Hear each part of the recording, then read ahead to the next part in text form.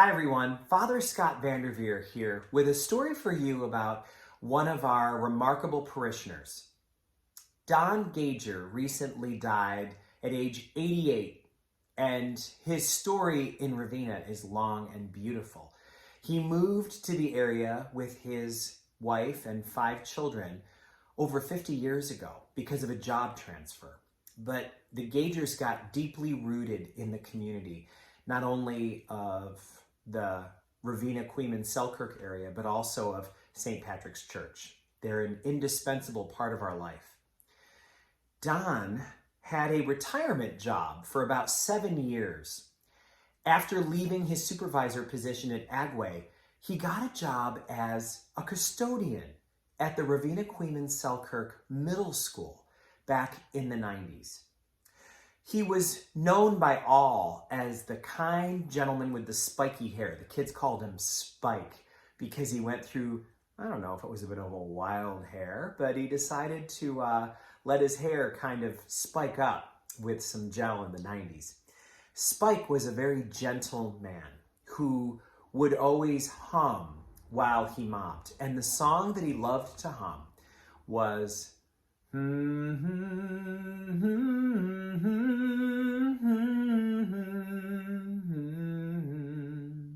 Amazing Grace. He was not only someone who loved the song Amazing Grace, he lived Amazing Grace.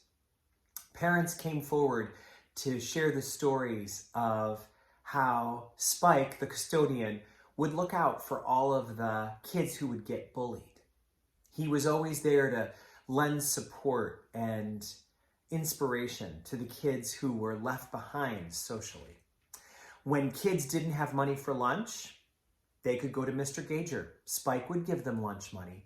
In fact, his wife Rita said that he didn't have any salary from that job at all. It basically turned into a volunteer position because he gave all of his salary away for kids' lunch money. He was a remarkably kind and positive influence on those kids and that faculty. And he was there during the perfect time in their lives.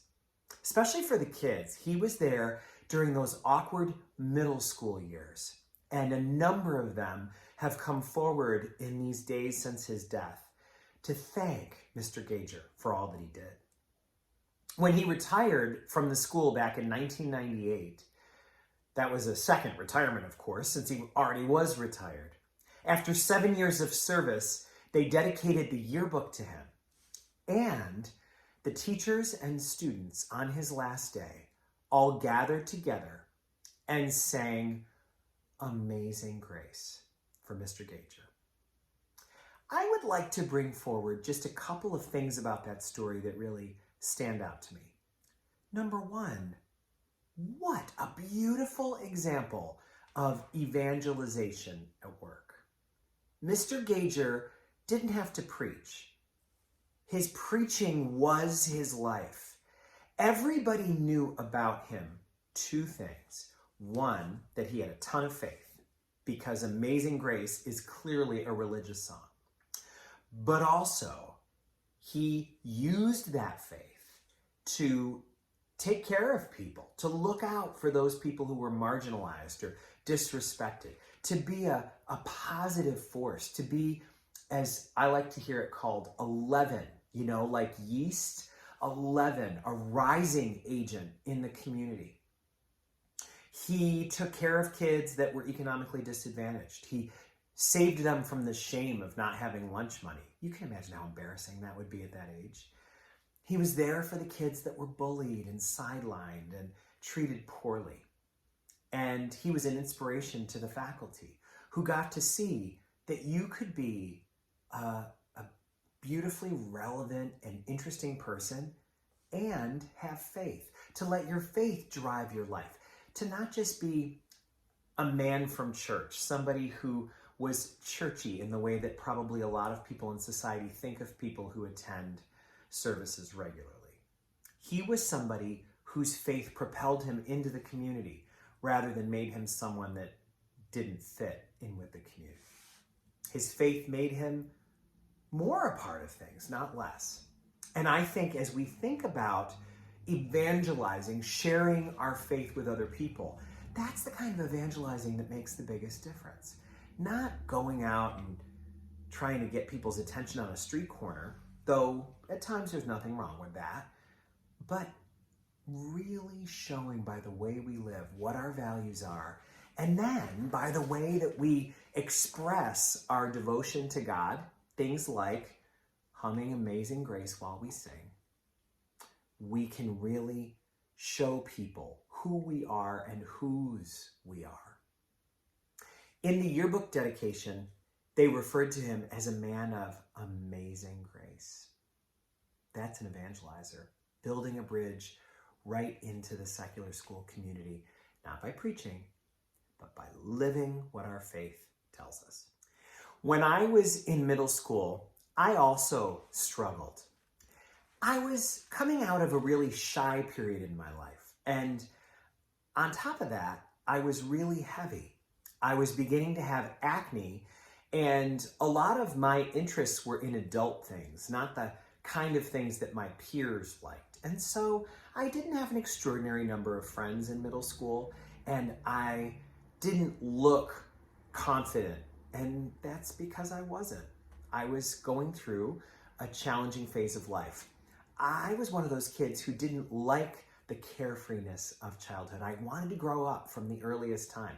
And now that I'm an adult, I have to tell you, just between you and me, I do like it better. I like being an adult.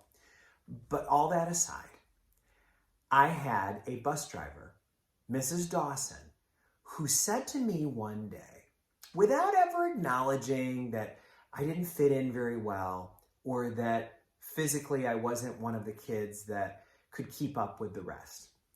But what she said to me sticks with me to this day. She said, you know, a lot of the kids in this school that are going to be the hunks or are going to be the homecoming queens, when you go to your 10-year reunion, their lives won't have gone much beyond that. But she said, somebody like you, your best days are ahead of you. When you go back to that reunion, you're going to be the hunk. You're going to be the one that everyone else wants to talk to. And I think it's funny because I never turned into a hunk. Never. But I do love my life. I love my life now. I have the kind of life that the middle school Scott Vanderveer couldn't have dreamed of. I have meaningful work. I have wonderful friendships. I'm part of 2 communities that I absolutely love, and I know that they love me. I make a difference in the world by the work that I do. And I think of Mrs. Dawson to this day. I remember downplaying her comment to me. Oh yeah, maybe, I don't know. And I remember also being maybe slightly embarrassed, like she was on to me. I wanted to act more confident than I felt. But her comment, loving and gentle and from her heart, made a huge impact on me. And now I am 27 years out of high school. And yeah, I am happy to go to the reunions. I'm happy to represent this way of living in front of my peers from adolescence. This is one of the, if not the happiest chapters of my life. And I'd like to think about some of those kids that Mr. Gager freed. Spike told them, kid, you've got everything it takes. Your best days are ahead of you. Don't let your middle school sense of what's cool and what's wonderful lead and guide you through things. There are much bigger pastures, better oceans for you to swim in. There are going to be opportunities for you that some of the quote unquote cool kids from this age are never going to experience. They're peaking early. Your best days are ahead. So Mr. Gager and Mrs. Dawson, on behalf of all of those kids who need that message, thank you. Thank you. And to everyone else, I'd like to just say, who are you a Mr. Gager for? Who are you a Mrs. Dawson for? Who needs some encouragement and you're willing to give it? Who is a person that maybe comes to mind as someone who's providing you with an opportunity to show love, to show support, to give a boost? Who were the Mr. Gagers and Mrs. Dawsons for you growing up? Who were the people who helped you to grow into the kind of confidence, the kind of potential that was yet unrealized?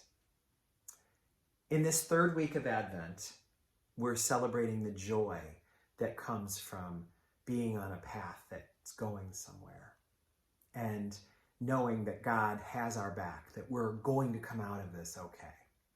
And on this Gaudete week of Advent, Latin for joy, I am giving thanks and praise for Don Gager and Debbie Dawson and all of those other people out there who buoy other people up with their support and positivity. May we join with them in doing the same for the next generation. God bless you all.